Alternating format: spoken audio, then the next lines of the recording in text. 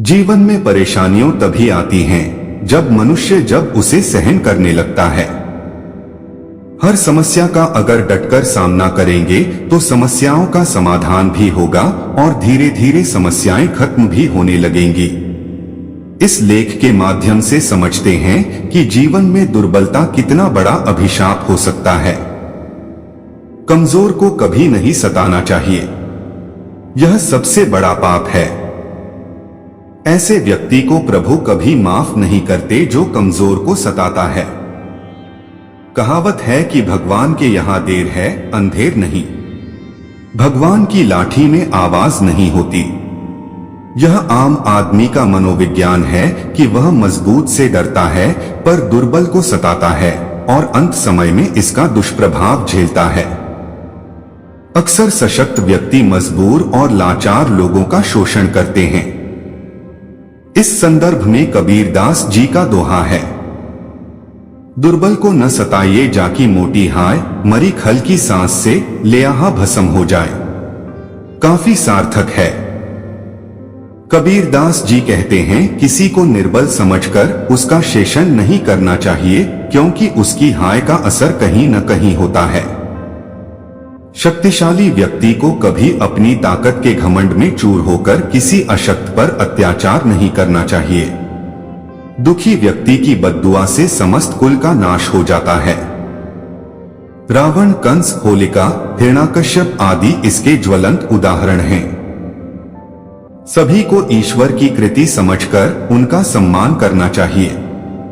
हमेशा अपने हृदय में भगवान को स्थापित करना चाहिए क्योंकि उसके स्मरण से समस्त पाप का अंत हो जाता है।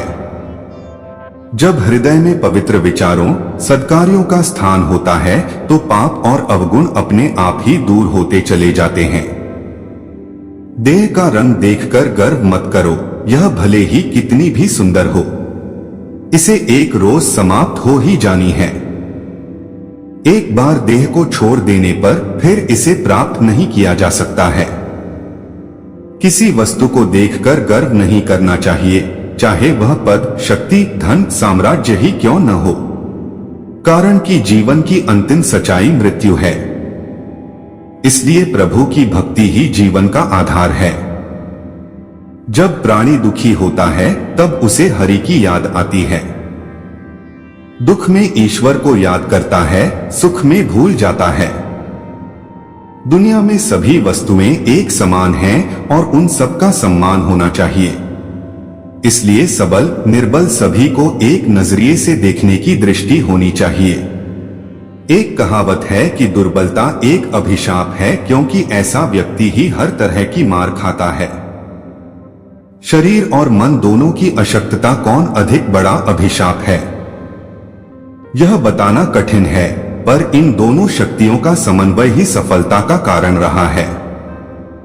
संसार में अनेक दुष्कर्मों को पाप की संज्ञा दी जाती है। चोरी करना, हत्या, दुराचार, झूठ बोलना, धोखा देना, विश्वासघात करना, किसी को पीड़ा, नुकसान पहुंचाना आदि पाप कर्म कहे जाते हैं। लेकिन एक और भी बड़ा पाप होता है, वह है कमजोर होना। दुर्बलता से अन्य पापों को प्रोत्साहन मिलता है। निर्बल आदमी ही पाप में जल्दी प्रवृत्त होता है।